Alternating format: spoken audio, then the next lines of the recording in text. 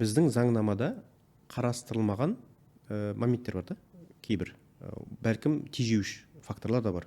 Яғни бұл салада жаңа атап өткандай ресми министер, энергетикалық министері бар, ұлттық компания Қазмұнайгаз бар, КМГ Петрокем бар, және Қазэнерджи ассоциациясының бірлесе отырып ұсынған заң жобасы бар. Мұнай химия саласы, газ химия саласы дейміз, көптеген басқа салалардан тұрады.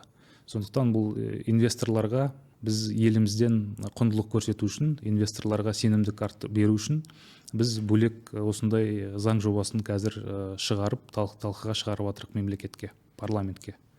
Сондықтан бұл заңнама болашақта инвесторларымызға, мен ойлаймын, жақсы бір белгі болады.